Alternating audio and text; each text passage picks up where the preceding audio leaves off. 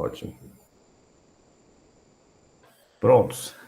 Bom, só vamos lembrar algumas coisas a mais e pronto, vamos passar para o que se chama sistemas dinâmicos mesmo. Vamos acabar esse preliminar que você já muito bem deve saber, né?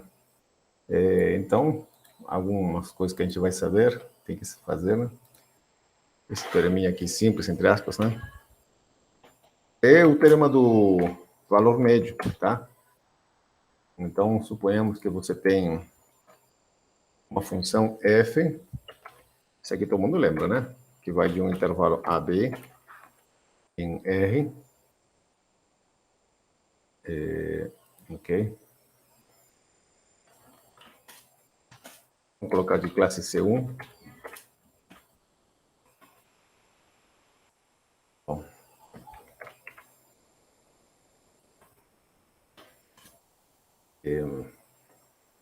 Então,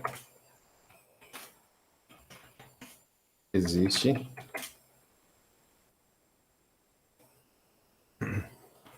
um numerinho C, está no meio de o intervalo AB,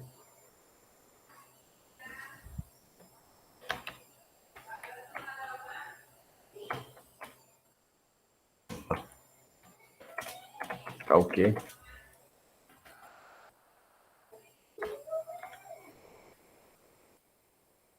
Ok, a gente tem o seguinte, né?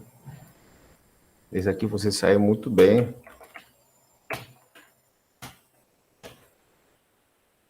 Isso aqui vai te acompanhar até quem vai fazer mestrado, quem vai fazer doutorado, isso aí. Existem extensões desse teorema. Tá? Não se chama teorema do valor médio, mas se chama teorema da desigualdade do valor médio, tá? Mais na frente, tá bom? Bom, esse é o nosso teorema, né? Mas o que ele significa, né? Bom, só para ilustrar. Vamos supor que a gente sabe tudo isso, tá? Então, o que você sabe, mais ou menos isso. Então, você tem aqui A, tem B, tem minha função definida ali, ok? Tanto em A e B. Então, a minha função é de classe C1, quer dizer, contínua, e tem derivada, tá? E a derivada é contínua também. Bom, o que ela diz? Existe... Deixa eu colocar de outra maneira, melhor assim. Aí. Existe um ponto C aqui no meio, entre A e B, tal que esse quociente, né, f de B menos f de A, né, a gente coloca assim, né, quer dizer, a inclinação da reta, né, que passa pelos pontos A, B, né, a inclinação dessa reta aqui, né, isso que você já aprendeu isso na... A inclinação dessa reta coincide com a derivada de algum ponto aqui. Existe um pontinho, digamos, seria esse mais ou menos. Deixa eu manipular aqui. Um pouquinho mais. Aí. Então, existe, o teorema diz que existe um ponto entre A e B, que seria o C, tal que a derivada em C tem essa inclinação, né? É a inclinação dessa reta, a mesma reta, tá? Isso que está dizendo, né? Bom, do jeito que está, parece que tem aplicação geométrica, tá? Mas ela tem aplicação muito, muito, muito em sistemas dinâmicos mesmo, tá? E, aliás, em toda a matemática, né? Então, deixa eu tirar isso aqui, do jeito que estava. É óbvio, né, que a gente precisa que B e A não sejam iguais, né? Quer dizer, isso aqui não precisa ser um pontinho, né? Isso não faria graça, né? Bom, o outro teorema é o seguinte, que a gente usou várias vezes, tá? Então, se f é uma função contínua, agora eu vou colocar, põe aqui f aqui, é contínua, é contínua, né? E Suponhamos que f de A seja igual a um número, tá? Digamos, U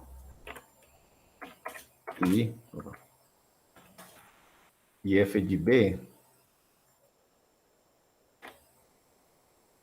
seja outro número, V. Então, bom, o que a gente pode concluir? Para qualquer Z entre U e V,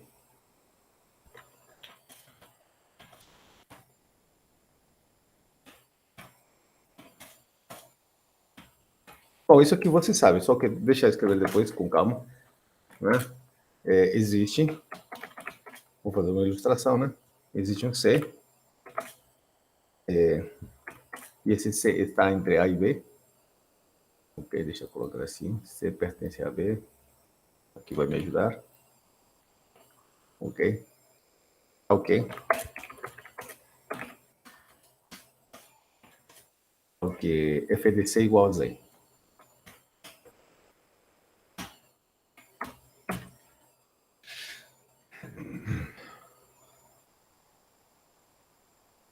Bom, vamos lá. O que quer dizer isso, né? Bom, algo que você já deveria saber também, mas só temos isso. Então, você tem uma função f de A em B, né, em R, tá? Então, você tem uma função aqui, vou colocar assim. Aqui está a nossa função. Vamos dizer nossa função. Contínua, tá? A única condição é que seja contínua. F de A seja U, ok. Digamos que aqui está A, e aqui digamos que está U.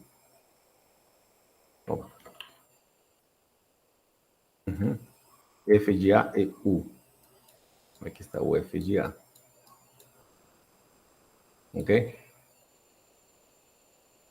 A função é contínua. E f de B igual a V. Então, digamos que aqui está o f de B. O f de B. Opa.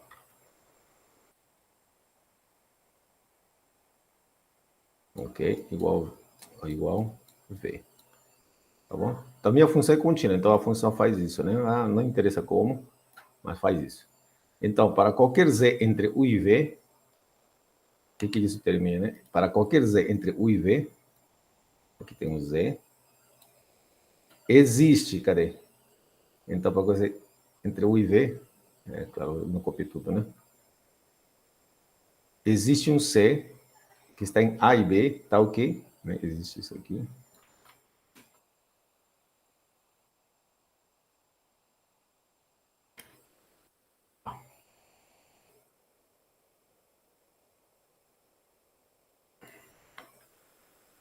Então, essa era a conclusão. Existe um C que está entre A e B. Existe um C. Tá ok? F de C igual a Z, né? Bom, como que a gente vê isso, né? Para esse Z, olha, se você vê a reta, pelo menos existe nessa reta aí, horizontal, y igual a Z, eu consigo encontrar pontinhos, aqui um pontinho Z, seria esse aqui. Esse seria um pontinho C, que satisfaz o que está escrito ali. Desculpa. Existe um C, tal que a imagem de C igual a Z. Tá? Qualquer numerinho que você coloca entre U e V, como a função é contínua, por exemplo, você coloca outro Z, por exemplo, aqui, outra letra. Então, o que está dizendo o teorema é que, como a nossa função contínua vai de A em B, e f de A é U, e f de B é igual a V, então, em algum momento, a função, o gráfico da função vai cortar esse ponto, tá? Ok? Bom, isso vai ser importante? Sim, sim, vai ser importante. Esses dois aí, aparentemente inocentes, teremos que você já viu em cálculo, são importantes, tá? E mais um, o último. Tá? É o seguinte. É o teorema da função implícita, né? Ok?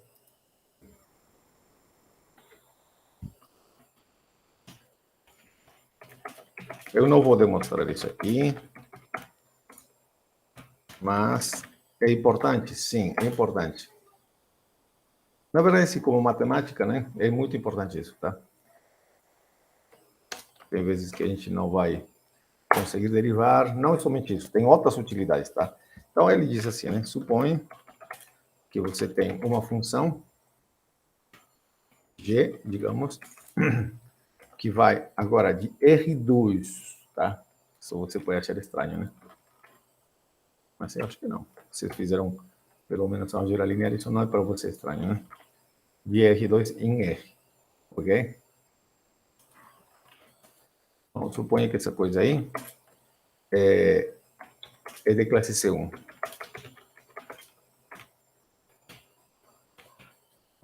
Quer dizer, contínua, derivável e a derivada é contínua, ok? Mas nesse caso aqui, uma função de classe C1 significa o quê?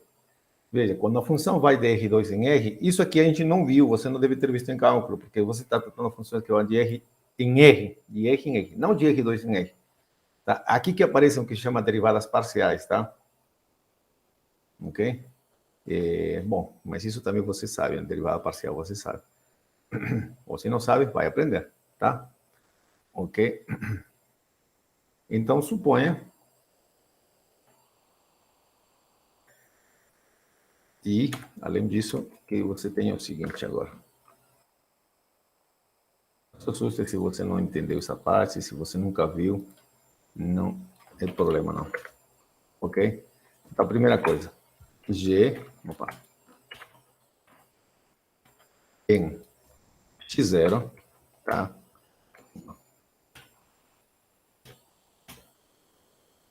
Quer dizer, em um ponto, né? Não se assuste se você não entendeu essa parte aqui, não tem problema não. Você deve ter visto isso aqui, mas talvez não com essa notação, mas também isso não é muito problema não. Digamos que você tem isso. G em x0 e y0 seja 0, tá? Tá. Por enquanto também isso não importa. Ok? O que mais? A derivada parcial. Peraí. Você sabe o que é derivada parcial? Pode falar assim, não sabe, tá? Você sabe o que é derivada parcial? Todo mundo sabe o que é derivada parcial? Não? Tá bom, não se preocupe, não. Então, você está fazendo agora cálculo 2 comigo. Cálculo 3, perdão. Não se preocupe, tá? Ok. Eu vou explicar aqui. Mas isso porque a gente vai usar depois, tá? São ferramentas que a gente vai usar. Vocês já viram o que se chama derivação implícita, tá? Vocês já viram derivação implícita, isso sim, tá? Mas isso que estou escrevendo aqui é mais ou menos é isso, tá? É isso mesmo, tá? Ok, de forma um pouquinho mais geralzinho, um pouquinho mais, tá? Então, vamos lá, só um pouquinho, tá? Então, opa.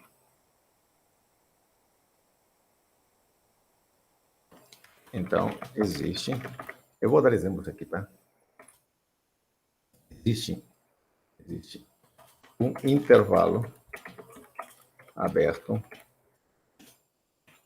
e em torno de x0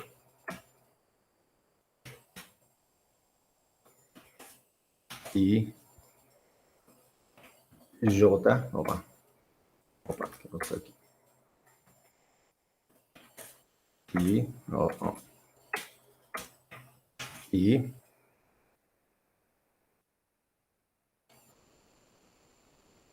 então, na verdade, existem intervalos abertos e em torno de x0 e j em torno de y0.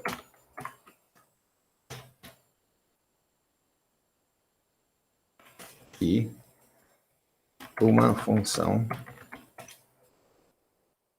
de classe sem infinito, desculpa, de classe C1,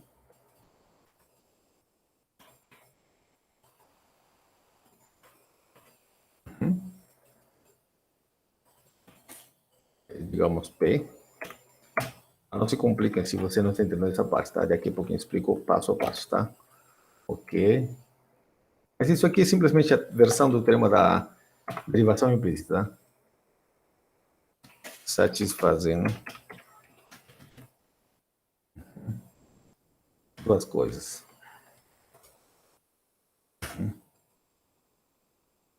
Primeiro, P em x0. Isso. É igual a y0.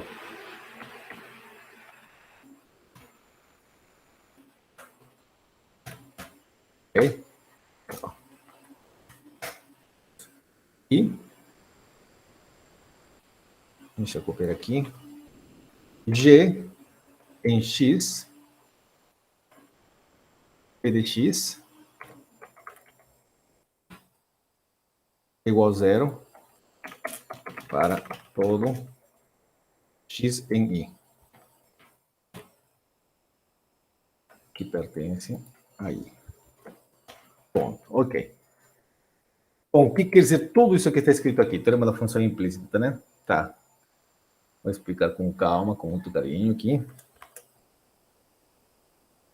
Bom, primeiro derivada parcial, tá? Para que você entenda isso aqui, tá? Então, o que acontece que você pode ter funções dessa forma, tá? Vou colocar um G. Mas a função não depende de uma variável só que depende de duas variáveis. Por exemplo, né?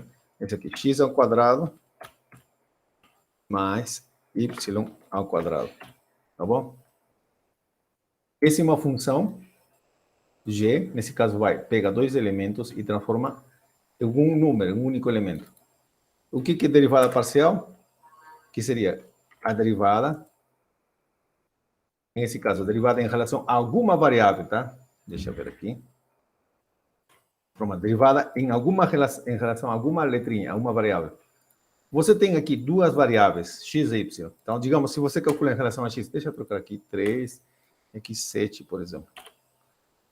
Deixa eu colocar aqui 100 y, por exemplo, tá?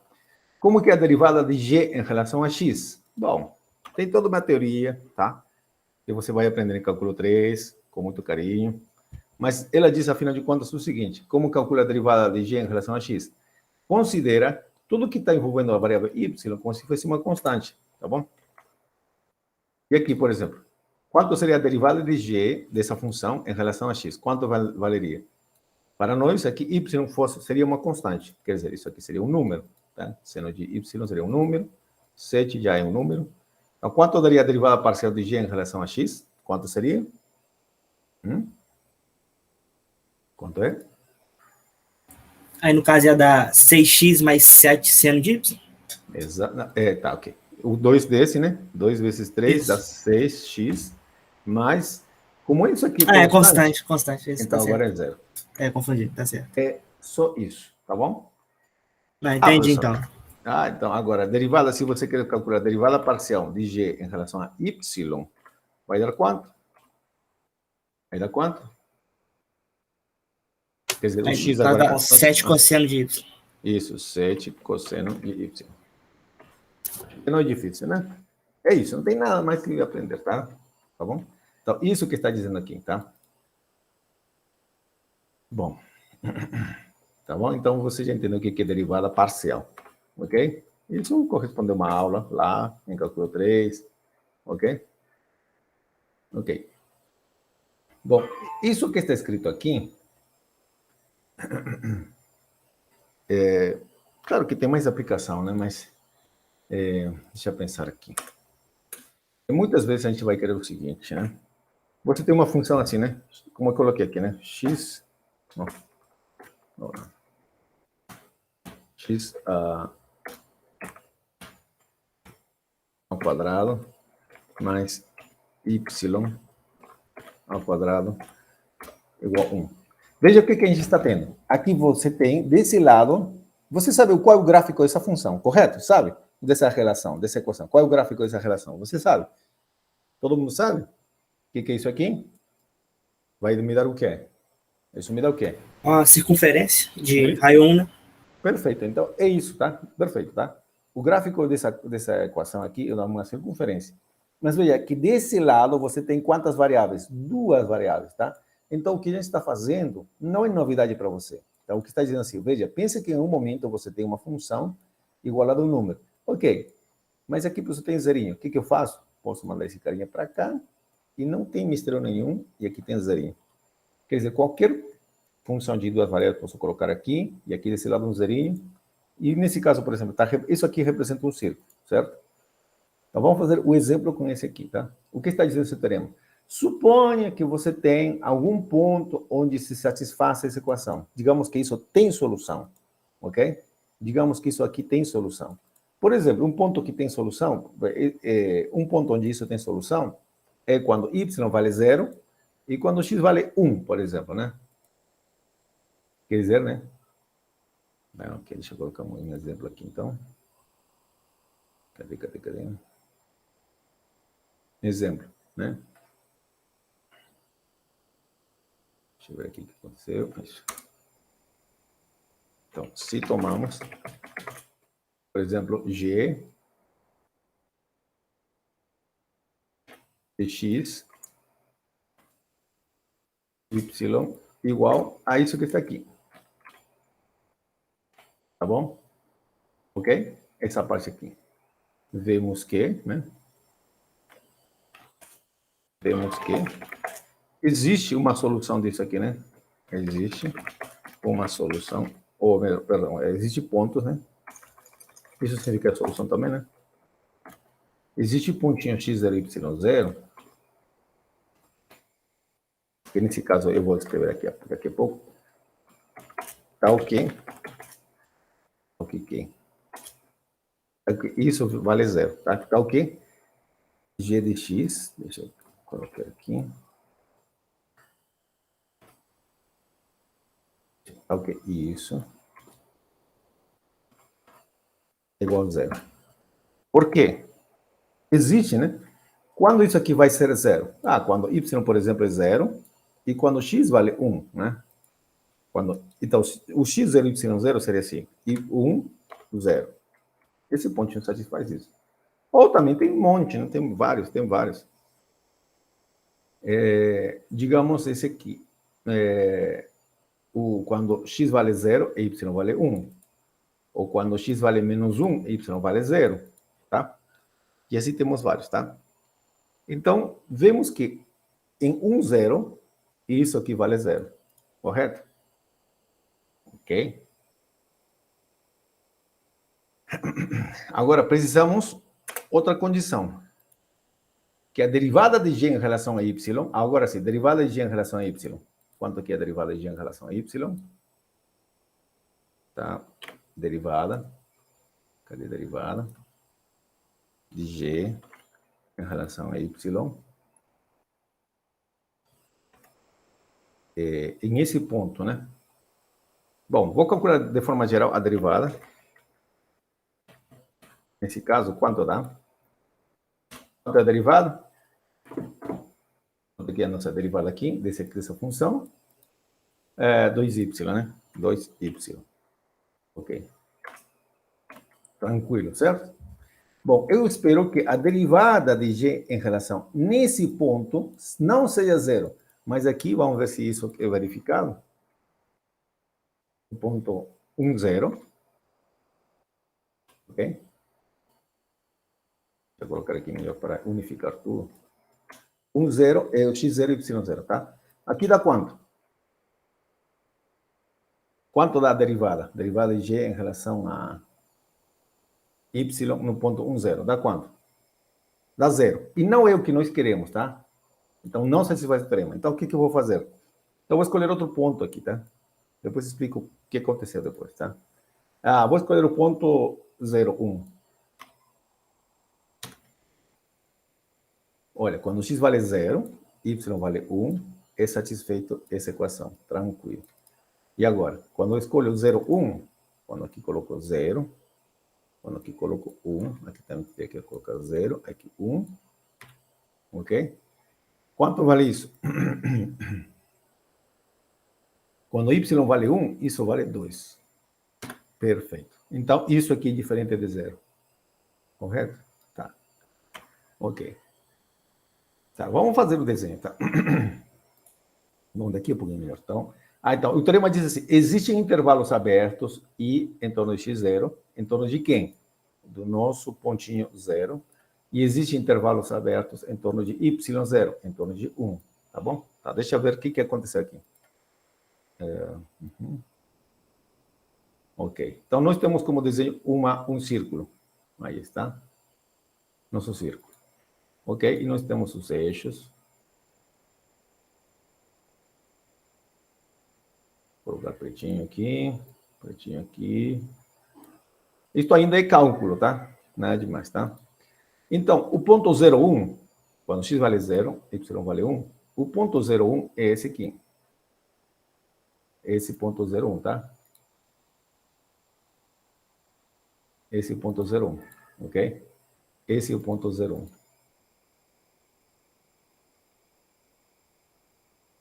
O que diz o teorema? Vamos lá. Se tomarmos uma função, na verdade, isso aqui, né, essa função aqui, satisfaz o quê? G em 0,1 vale 0. Tá? G em 0,1 vale 0. Ok? Satisfaz a primeira condição do nosso teorema. Ok? A derivada de G em relação a Y diferente de 0. Deu isso. Então, o que acontece agora? O teorema diz assim. Ok? O teorema diria assim, então. Então, deixa eu ver, repetir aqui. Todo parafraseando aqui. Então, existem intervalos I em torno de quem? Do número 0 e J em torno de 1 e uma função de classe C1 que vai do intervalo I, J. Vamos lá. Primeiro assim, existem intervalos I em torno de 0. Aqui está o 0, olha. Nessa reta, aqui tem um intervalo I. Deixa eu colocar aqui. Existe um intervalo chamado I. Ok? Melhor, vermelho. Existe um intervalo em torno de I, em torno de 0. Tá bom? Isso que está dizendo. Aqui está o zerinho. Ok?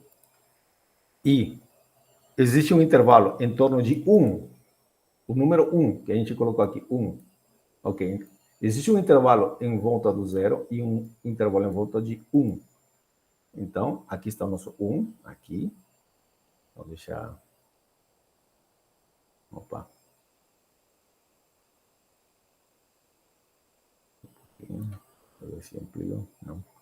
Bom, então tem um intervalo aqui, vou colocar outra cor. Mas eu acho importante só um pouquinho deixar brincar aqui.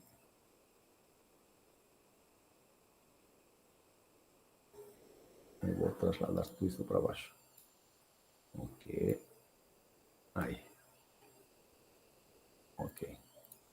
Então, existe um intervalo em torno de 0, aqui está, e existe um intervalo J em torno de 1. Opa. Aqui. 1. Aí. Esse seria o J. Ok? Existe um intervalo em volta de 1 e um intervalo em volta de J1. Tá o quê?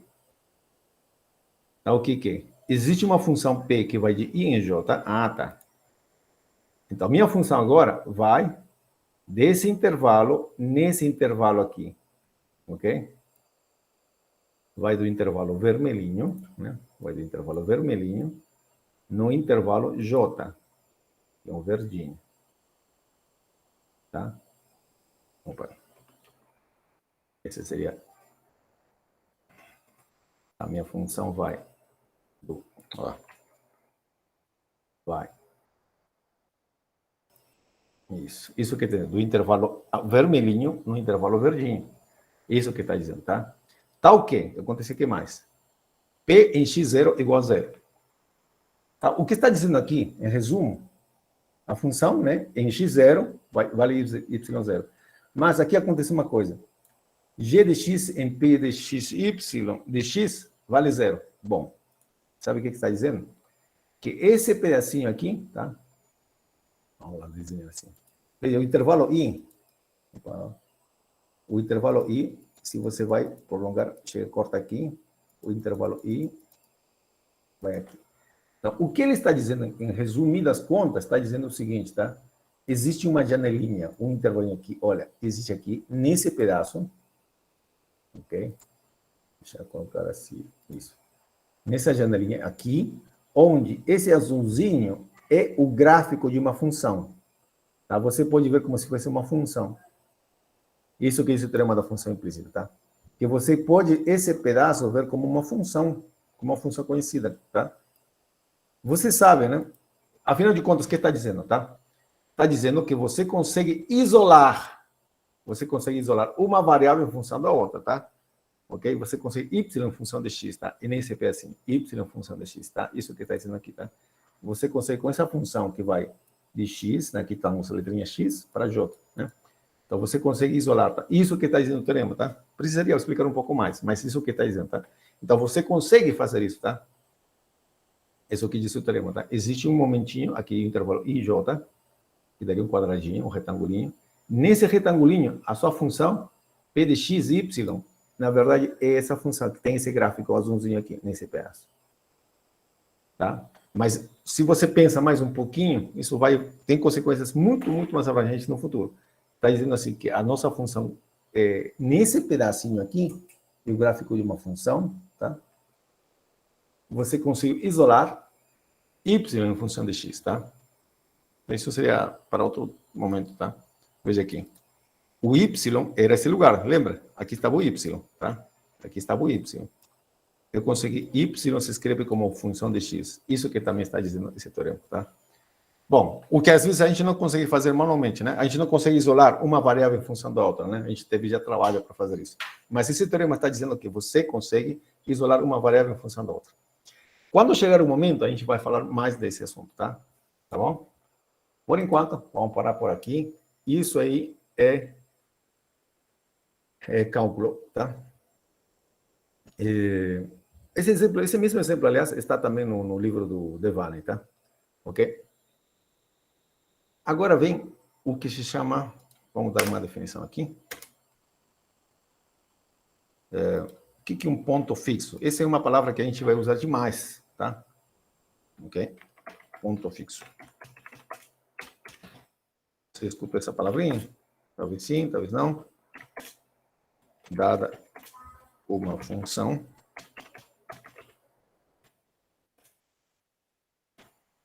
f, vou colocar I em I, né?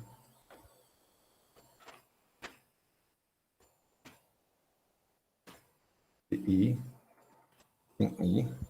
Um intervalo, tá? Mas de forma geral isso funciona, tá? Dizemos que P é ponto fixo de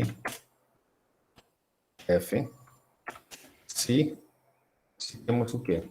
Que o f de x, não, perdão, o f de P é igual a P. Bom, nossa primeira definição, que já está tem a ver com sistemas dinâmicos mesmo, tá? Mas ponto fixo é estudado em topologia e em outras áreas também, ok? Exemplo, né? Bom, aqui você vai ver um monte de exemplos, né? Aqui, depois do exemplo, né? A função f de x igual x ao quadrado. Será que ela tem pontos fixos? Quer dizer, tem pontos nos quais a imagem dele é o próprio elemento, número, o próprio número mesmo. Uhum. Ele tem ponto fixo? O que você acha? 1 e 0, certo? Tem pontos fixos U, 0 e 1. Tem como pontos fixos 0 e 1, correto? Né? Porque f de 0 vai dar 0, f de 1 dá 1, correto? Eles são dois pontos fixos, tá? Ok. Como que a gente visualiza isso, né? Como são os pontos fixos? Os pontos fixos são pontos que satisfazem essa equação, tá? Então, vou escrever aqui. Note que os pontos fixos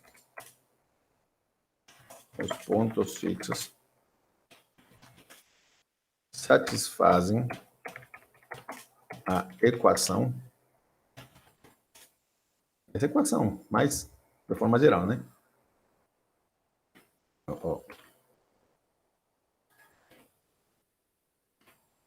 F de x igual a x. Tá?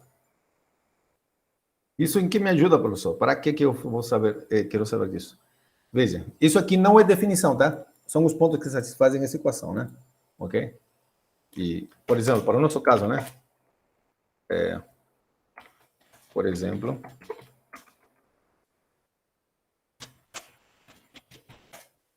aqui a gente tentou, chutou e colocamos, pronto. Foi fácil achar não, o ponto, né? Por exemplo, no exemplo anterior, né? Para essa função aqui, temos que resolver. Veja, pense aqui, então. Eu quero resolver o quê? Essa é a minha função. Então, eu quero resolver isso aqui. Minha função. Igual a quem? A x, tá? Então, quero achar os pontos fixos de f. Então, o que faço? Igualo essa função com x, ok? Nesse caso, x. E aí temos a nossa equação, né? Eu teria x ao quadrado menos x igual a 0. Bom, aqui a gente isola o x, né? Deixa em evidência, tem o x menos 1 igual a 0. Pronto. Aliás, são os únicos pontos fixos. Veja, x vale 0 e x vale 1. São os únicos pontos fixos, tá? Aqui, talvez a gente... porque já conhecia a função, tá? Muitas vezes a gente não conhece muito a função. Essa seria uma forma de encontrar os pontos fixos. Ok? Mas será que toda função tem ponto fixo? Não necessariamente, né? Mas aqui a gente vai ver um terminho que eu vou colocar assim.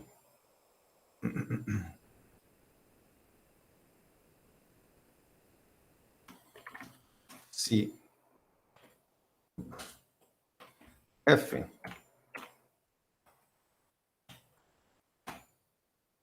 está definida de um intervalo fechado nele mesmo, tá? Ok? Tá? Melhor assim, vou escrever assim. Se f está definido de A, B, em B, em AB mesmo, tá? Nele mesmo, tá? Ok? E for contínuo, se f é contínuo,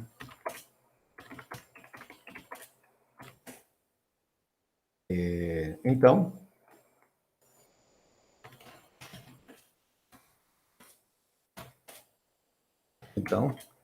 ela tem um ponto fixo pelo menos, tá? Então, f tem pelo menos um ponto fixo. Ok? E agora, como que a gente prova isso? Alguém tem uma ideia?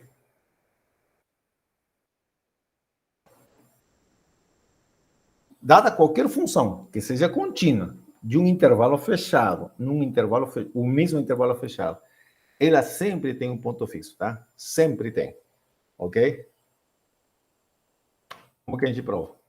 Tem como provar de forma visual, né? Mas isso não seria uma prova, né? Mas dá uma ideia. Deixa eu ver.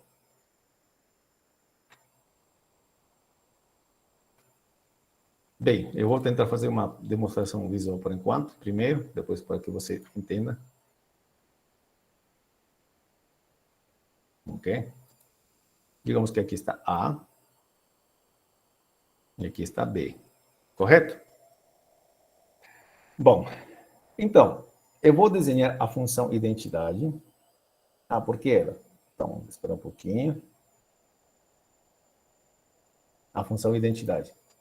Tá bom? É vermelho. Ah, já era. Ok, então, deixa eu ver se essa é a função identidade mesmo.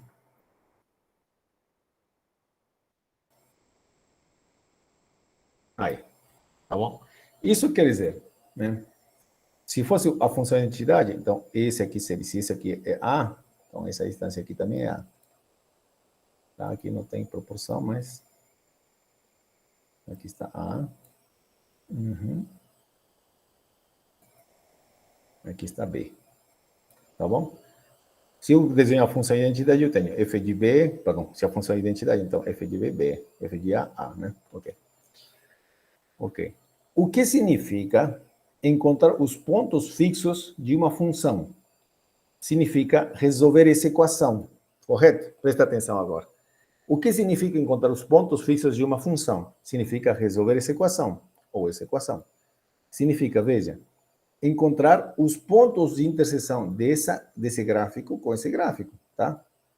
Por exemplo, então, quando a gente coloca desse jeito, estamos colocando aqui o gráfico da primeira função e aqui o gráfico da função identidade. Estamos vendo onde eles se cortam, tá? Então, nesse caso, se eu tenho uma função contínua qualquer, deixa eu colocar azul, digamos que, agora vou desenhar a minha função A, é f, né? Com cor azul. Ok? F de A, eu não sei, digamos que esteja por acá. Ok?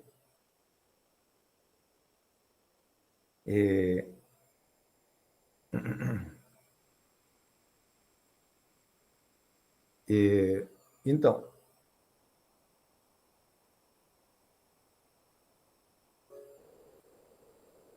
deixa eu terminar aqui.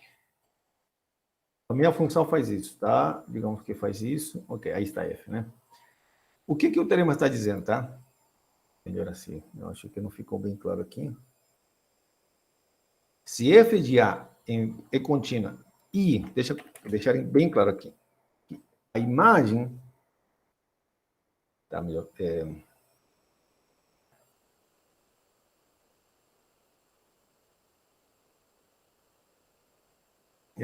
dizer assim, né? A função tem que ser sobrejetória, tá? Não pode ser assim, qualquer uma, tá? Por quê? Se a nossa função fosse assim, né?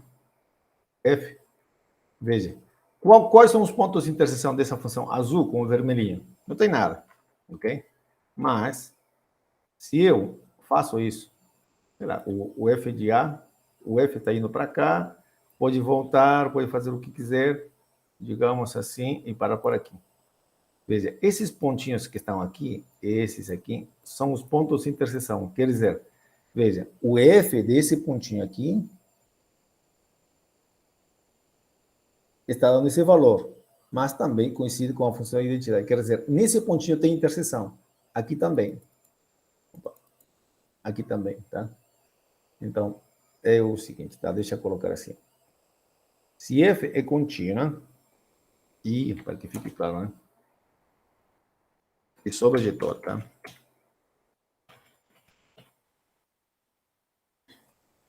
Não precisa ser injetória, tá? Ok? Você vai ver que no texto não está especificado, tá? Tá bom? Ah, é. Desculpa, eu estou confundindo com outro termo. Ok? Desculpa mesmo, tá? Desculpa mesmo. Tá, ok. Certo aqui. Eu estou confundindo com outro termo aqui. Ok, temos isso. Tá, vamos lá. Vou repetir tudo de novo, tá? É que eu estava confundindo com outro termo, tá? Que significa que f de A, B, vai cair em AB? Que a imagem de A, por exemplo, vai estar onde? Nesse intervalo, né? A imagem de A, o Azinho, vai estar nesse intervalo. E a imagem de B vai estar nesse intervalo. E, aliás, a imagem de qualquer ponto que está no meio vai estar nesse intervalo, tá bom? Ok? Então, vamos de novo.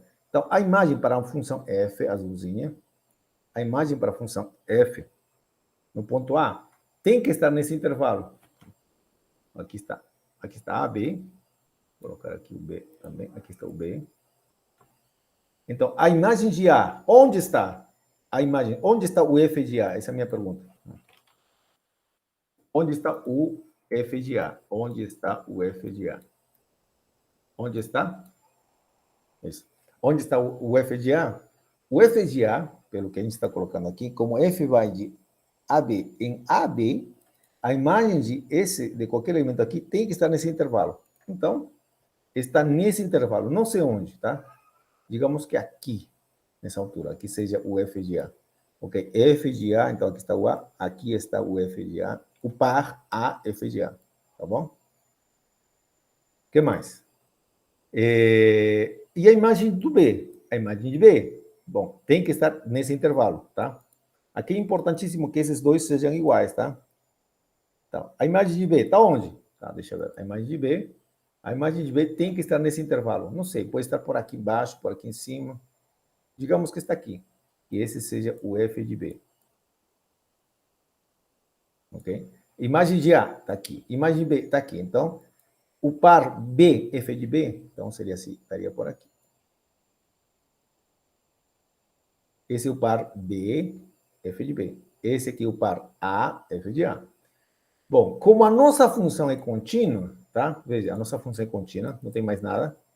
Então, o que vai acontecer? Essa função começou aqui, não sei o que ela vai fazer. Vai para cá, vai para lá, mas em algum momento eu tenho que voltar para cá, ir para esse lugar. E nesse momento eu tenho um ponto de corte, tá? Ok? Existe um pontinho aqui, sei o que for, tá? Tá ok, isso vai acontecer, tá? Existe um pontinho onde tem um ponto de corte. Quer dizer, o gráfico da curva azul corta a curva vermelha, né? A reta vermelha, tá? Por isso que tem um ponto fixo, tá?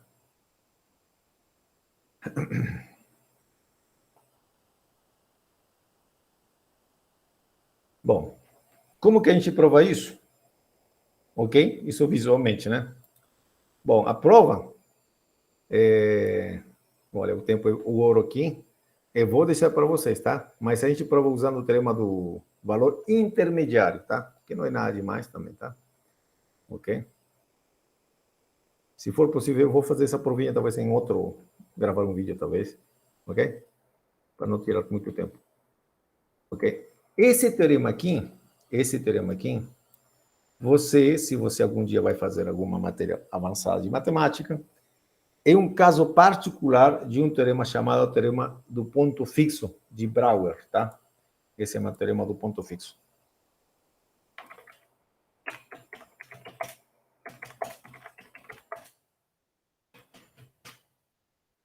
Bom, eu não vou colocar aqui, porque isso aqui não é o que ele fez.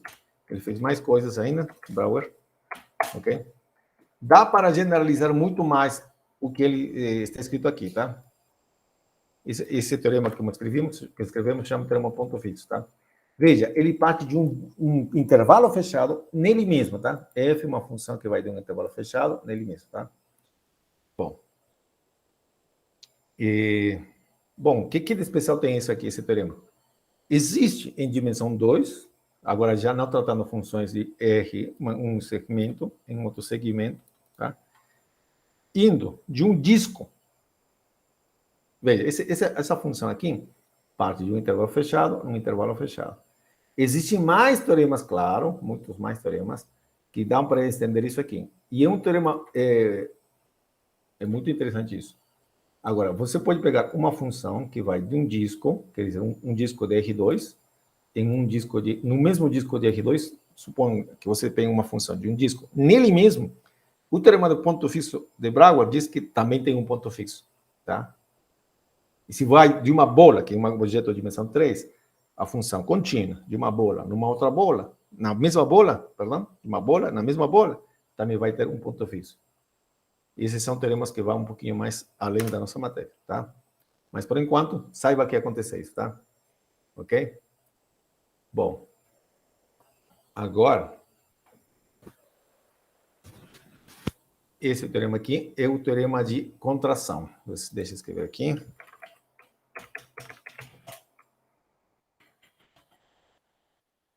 que vai misturar tudo que a gente está aprendendo aqui, teorema de contração. Ok.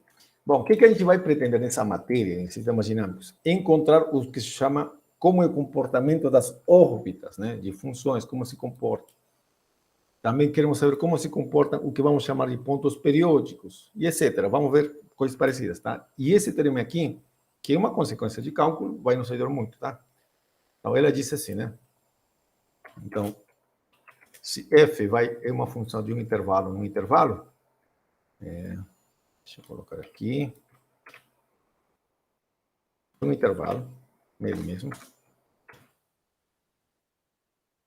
tá? Aqui é importante que os dois são iguais, tá? Ok? E digamos que você tem que a derivada, a gente já tinha observado isso, que a derivada em um módulo,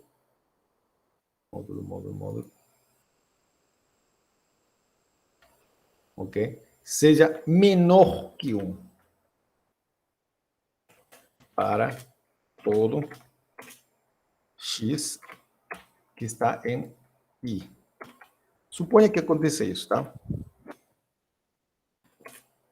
Então, consequência disso, existe um único ponto fixo para f.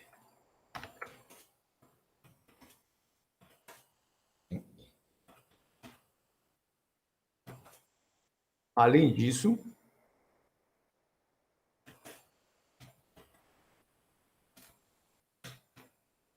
vamos mostrar uma coisa interessante aqui. Que em módulo agora, que o f de x menos o f de y é menor que a distância x menos y para todo x e y no intervalo.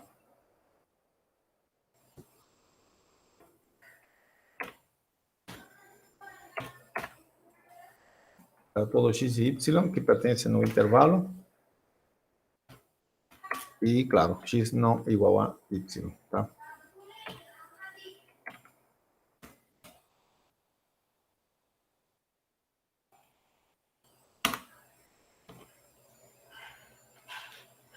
Ok? Então, esse teorema aqui é também interessante, não somente interessante, esse aqui já começa a ser um pouco do que a gente gostaria de ter, tá?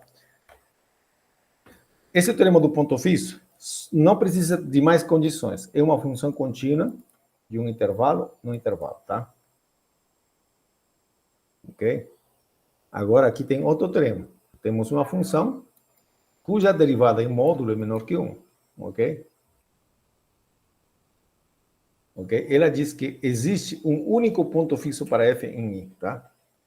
Ela diz que existe um único ponto fixo, tá? Tá bom?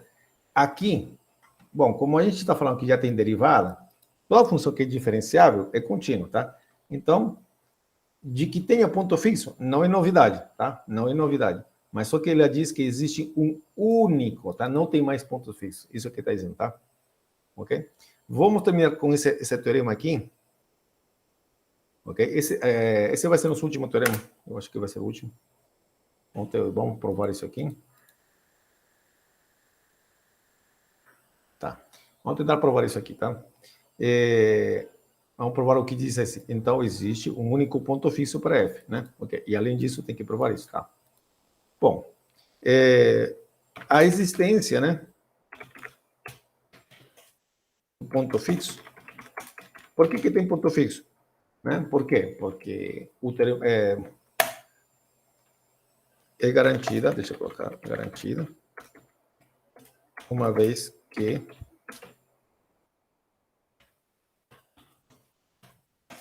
a nossa função é diferenciável, tá? Não está escrito, né? Mas veja só, aqui a derivada existe e é menor que 1 para todo x em I, tá? Então é garantida uma vez que a nossa função é diferenciável.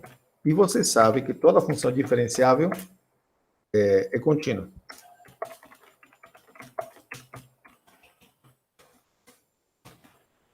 Tá bom? Então, existe um ponto fixo. Isso já está. A gente já sabe, tá bom? Ok. Agora vamos provar que esse ponto fixo é único, tá bom? Então, agora provemos que somente existe um único ponto fixo.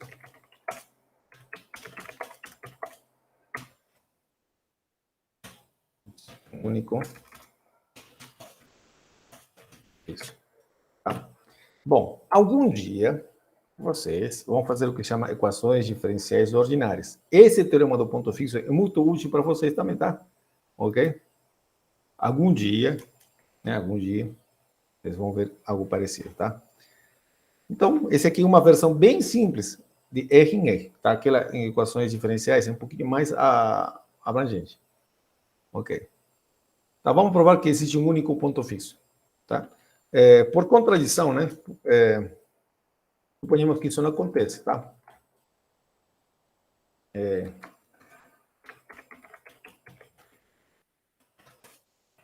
Suponhamos que tenhamos dois pontos tais que dois pontos, vamos dizer, x, y. Digamos que ele seja um ponto fixo, tá? Que seja um ponto fixo.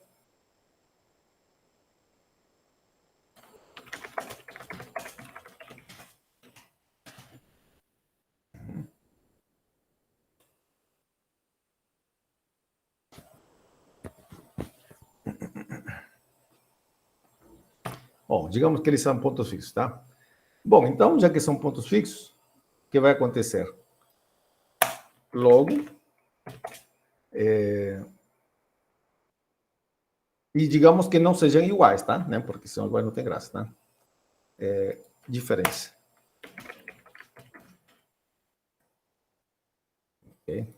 Então, vamos fazer um pequeno desenho e vai ficar bem claro e bem rápido a nossa demonstração. Ok? Eu vou tentar desenhar aqui. Opa, tudo feio. Ok. Então, tenho um ponto X, tenho um ponto Y. Esse ponto fixo, quer dizer, a imagem dele é X. A imagem desse aqui é Y, certo? Ok? A imagem desse aqui é X. A imagem desse aqui é Y, porque os dois são pontos fixos. Tá bom? A minha função é contínua e diferenciável, tá? Então, vai acontecer um fenômeno assim. Eu sei que a minha função é contínua, então, se eu faço o meu desenho aqui, por exemplo, esse aqui, porque minha função é contínua, existe um pontinho C, tal que a derivada desses em C coincide com a inclinação dessa reta aqui, dessa curva aqui. Uma pergunta. Qual é a inclinação dessa reta verde que eu coloquei aqui? Qual é a inclinação? Qual é a inclinação dessa reta verde? Alguém pode responder? A imagem de x é x. Aqui é x, tá? Aqui é x. A imagem desse aqui, y, é y também. Qual a inclinação dessa reta verde?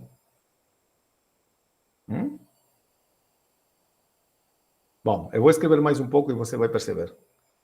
Vai ser f' de C, correto, f' de C. A inclinação desse aqui vai ser f' de C.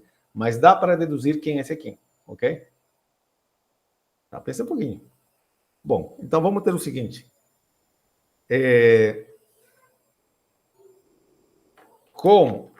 Ok. Existe, tá, deixa eu colocar, existe um C que pertence ao intervalo, né? Entre x e y, ao que o seu colega já disse, aí não. Tal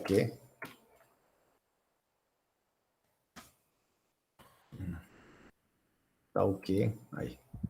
F' de C vai ser igual a inclinação daquela reta, tá? Então, deixa eu escrever aqui a nossa reta. Vai ser o quê? F de y, né, aqui. Quanto vale essa inclinação aqui, né? Vai ser. Aqui tem o par y, y. E aqui tem o par x, x. Certo? Mas não interessa aqui. Esse pontinho pertence à nossa curva, esse pontinho pertence à nossa curva também. Ok. Vamos lá, continuamos. Tá o quê? Pelo teorema do valor médio, eu tenho que aqui está xy, f de y menos f de x. Cadê o nosso teorema do valor médio? Estava aqui em cima. Cadê? Aí. F de V menos F de A igual a F' de C vezes B menos A. Passando esse B menos A para baixo, tá? Vamos colocar assim. Bom, existe um C entre x e y, então que f de y menos f de x é isso aqui, etc, etc. Mas quanto vale isto? Quanto vale f de y? Quanto vale f de y? Vamos lá, no desenho. Aqui está y. Como y é ponto fixo, então f de y vale quanto? Y é ponto fixo. Então, quanto vale f de y? Como y é ponto fixo, f de y é quanto? Quanto vale? Y, muito bem, Paloma. E então, x também é ponto fixo. Quanto vale f de x? Quanto vale f de x? X é ponto fixo para f também. Então, ele vai valer x também. Muito bem, Paloma. Ok. Então, veja nessa equaçãozinha que a gente tem aqui. F de y, olha aqui, a gente tem y menos x. E embaixo já tínhamos y menos x. Quer dizer, se você não percebeu, agora você já sabe o que deu aqui. Quanto vale isso? 1. Tá. Veja só. Esse é um problema. A gente viu, nossa hipótese dizia o seguinte, que a derivada em módulo sempre é menor que 1. Mas estou achando um ponto cuja derivada é igual a 1. Tá? E isso é uma contradição, tá?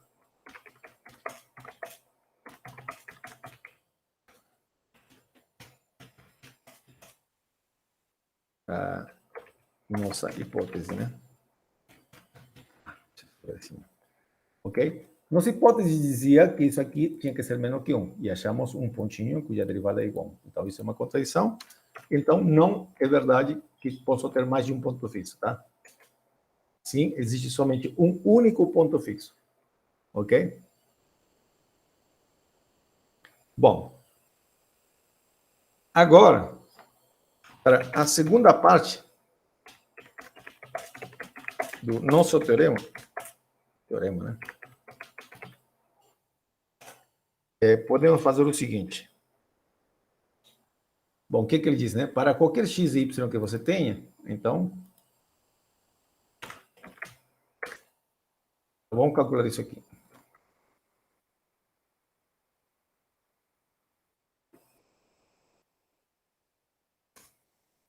Isso aqui, de novo, pelo teorema do valor médio, olha só, né? Eu tenho x e y, agora esqueçamos a nossa demonstração anterior, tá? Aqui diz assim, o módulo de f de x menos f de y é menor sempre que x menos y, que o módulo é x menos y. Tá. Bom, pelo teorema do valor médio, esse f de x menos f de y é igual a... Como tem módulo, vou colocar mais um módulo aqui. Bom, você pode tirar o módulo, o teorema do valor médio diz assim, que existe, né? Temos que, para qualquer dois pontos, né? Para quaisquer dois pontos,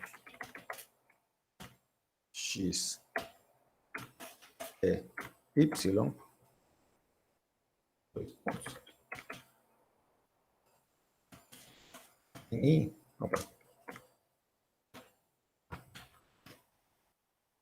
temos. Bom, o que a gente tinha, né? Existe um, né? Esse C não tem nada a ver com esse aqui, tá? Esse é outro C, tá? Mas existe um C. Tá o quê? O que que é? O que a gente tinha? F, linha, EC, vezes x menos y. Correto? Isso que dizia o teorema do valor médio. Tá. E daqui, veja só o que a gente vai concluir. Bom, vou colocar módulo aqui. Eu vou colocar módulo. Vai ficar passando o módulo aqui. Passando o módulo aqui. Está passando o módulo vai se repartir. E isso aqui vai ficar em módulo. Eu não preciso o parêntese, não. Ok? Já tenho isso. Bom, daqui, eu sei, por hipótese, que a derivada de f em qualquer ponto é sempre menor que 1. Então, isso aqui é menor. Isso aqui é menor que 1, tá? Então, isso aqui. Aqui tem 1, tá? E se quiser. Módulo de f de x menos f de y é menor que 1 vezes isso aqui. Porque isso aqui é menor que 1, tá? Por hipótese, isso aqui é menor que 1. Então, vou tirar aqui, só para que fique claro. Ok? Bom, eu não sei se você está conseguindo enxergar aqui, mas está acontecendo uma coisa legal. Está acontecendo que a distância entre as imagens é bem menor. A distância entre as imagens é bem menor que os elementos que a gente considerou, tá? Quer dizer, se aqui eu tenho x, aqui eu tenho y, a distância entre os dois é bem menor, tá? Eles estão mais próximos. Ok? Isso que está dizendo, tá? F de x menos f de y é menor que x menos y, tá? Bom, depois disso, vai ter uma série de notações que a gente vai fazer, mas vamos deixar isso para a aula que vem. E vai se tratar de quê? Do que se chama sequências, tá? Eu não sei se vou passar isso, mas vocês estão fazendo, né? Estão fazendo o cálculo 3, cálculo 2, né? Eu acho que GCR já fez também esse cálculo. Então, não vai ser problema, né? Lembrar um pouquinho de cálculo, do que se chama sequências, tá?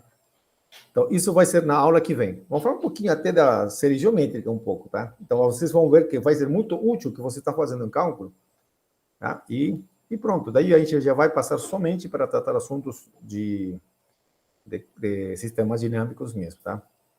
Tudo isso aqui ainda continua sendo um pouquinho de cálculo, mas são as ferramentas que a gente usa, pelo menos para a dimensão 1, ok? Na aula que vem, deixa eu adiantar um pouquinho, eu vou falar sobre o que se chama conjunto denso. Isso aqui, segundo o meu texto, está na página... Cadê? Ó. Bom. É página 15. 15, 14, isso. Página 15, você pode ir lendo. Página 14, página 15, tá bom? Aí, eu sei que por enquanto não dá para enxergar algumas coisas interessantes, mas no futuro vai ser muito bom, ok? Vai começar a aparecer o que se chama os conjuntos de Cantor. Talvez você não saiba o que é um conjunto de Cantor, mas começa a aparecer o que se chama... O conjunto de Cantor é um tipo de conjunto que a gente chama de fractal. Talvez isso sim já escutou. Fractal, ok? Então, daqui a pouquinho a gente vai entrar nesse assunto, aos poucos, ok? E para isso, por enquanto, só precisa cálculo mesmo, tá? Ok? Então, se você não tiver uma pergunta, a gente acaba por aqui mesmo. Tem algum comentário?